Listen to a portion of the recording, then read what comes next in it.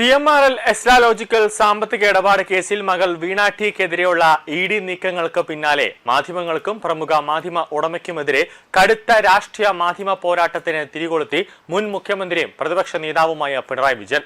മലയാള മനോരമ പത്രത്തെയും അതിന്റെ chief editor മാമൻ മാത്യുവിനെയും പേരെടുത്ത് പറഞ്ഞ് പരസ്യമായി വെല്ലുവിളിച്ച പിണറായി തന്റെ കൈകളിൽ കര പുരട്ടാമെന്ന് ആരും കരുതേണ്ടതില്ലെന്ന് തൃശൂരിൽ വിളിച്ചു ചേർത്ത വാർത്താ സമ്മേളനത്തിൽ വ്യക്തമായി പറഞ്ഞിരിക്കുകയാണ്. മലയാള മനോരമ എന്ത് തെളിവിന്റെ അടിസ്ഥാനത്തിലാണ് തങ്ങൾക്കെതിരെ വ്യാജ വാർത്തകൾ നൽകിയതെന്ന് പിണറായി വിജയൻ ചോദ്യമുയർത്തി. വീണ ഈ പറയുന്ന പണം ഭർത്താവ് മുഹമ്മദ് റിയാസിന്റെ അക്കൗണ്ടിലേക്ക് മാറ്റിയെന്നും റിയാസ് അത് ഹവാല ആവശ്യങ്ങൾക്ക് ഉപയോഗിച്ചെന്നും വാർത്ത നൽകാൻ മാമൻ മാത്യുവിനും മനോരമയ്ക്കും എങ്ങനെ സാധിച്ചുവെന്നാണ് അദ്ദേഹം ചോദിക്കുന്നത്. വാർത്തകൾ നിർമ്മിക്കുകയല്ല മാധ്യമങ്ങൾ ചെയ്യേണ്ടതെന്നും തനിക്കെതിരാണെങ്കിൽ എന്തും പ്രചരിപ്പിക്കാമെന്ന ധാർഷ്ട്യമാണ് മനോരമ കാണിക്കുന്നതെന്നാണ് അദ്ദേഹം പറഞ്ഞത്.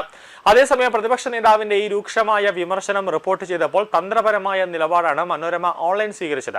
തങ്ങളുടെ ചീഫ് എഡിറ്റർ മാമൻ മാത്യുവിന്റെ പേര് പരാമർശിച്ചുകൊണ്ട് പിണറായി വിജയൻ നടത്തിയ രൂക്ഷ വിമർശന ഭാഗം മനോരമ ഓൺലൈനിൽ പ്രസിദ്ധീകരിച്ച വാർത്തയിൽ നിന്ന് പൂർണ്ണമായി ഒഴിവാക്കപ്പെടുകയായിരുന്നു. തങ്ങൾക്കെതിരായ ആരോപണത്തിന്റെ മൂർച്ച കുറയ്ക്കാനും സ്വന്തം മാനേജ്മെന്റ് തലവന്റെ പേര് വാർത്തയിൽ നിന്ന് നീക്കം ചെയ്യാനുമുള്ള ശ്രമമാണ് ഇത് നിരീക്ഷിക്കപ്പെടുന്നത്. മറുവശത്ത് CPM മുഖപത്രമായ ദേശാഭിമാനി പ്രതിപക്ഷ നേതാവിന്റെ വാർത്താ സമ്മേളനത്തെ അതീവ പ്രാധാന്യത്തോടെയാണ് നൽകിയത്.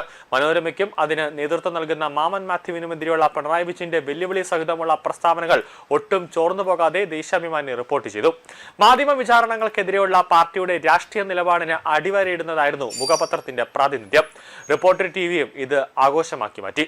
സ്വന്തം മകൾ വീണ ടി നേരിടുന്ന അന്വേഷണത്തെക്കുറിച്ച് വ്യക്തമായ നിലപാടുകളോടെയാണ് പിണറായി വിജയൻ സംസാരിച്ചത്. തന്റെ മകളായതുകൊണ്ട് മാത്രമാണ് വീണയ്ക്ക് ഇത്തരം വിചിത്രമായ നടപടികൾ നേരിടേണ്ടി വന്നതെന്നും അദ്ദേഹം പറയുന്നു.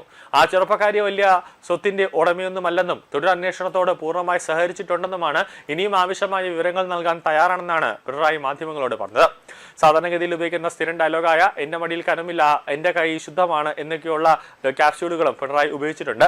സാധാരണഗതിയിൽ ED പത്രക്കുറിപ്പുകൾ ഇറക്കാറില്ലെന്നും എന്നാൽ ഈ വിഷയത്തിൽ പ്രത്യേക വാർത്താക്കുറിപ്പ് ഇറക്കിയത് കേസ് തന്നിലേക്ക് എത്തിക്കാനുള്ള ഗൂഢശ്രമത്തിന്റെ ഭാഗമാണെന്നാണ് പിണറായി ആരോപിക്കുന്നത്. പക്ഷെ അത് പിണറായിക്ക് അറിയാത്തത് കൊണ്ടാവണം, അല്ലെങ്കിൽ അറിയാഞ്ഞിട്ട് അറിയാത്ത പോലെ അഭിനയിക്കുന്നതാണോ എന്നറിയില്ല.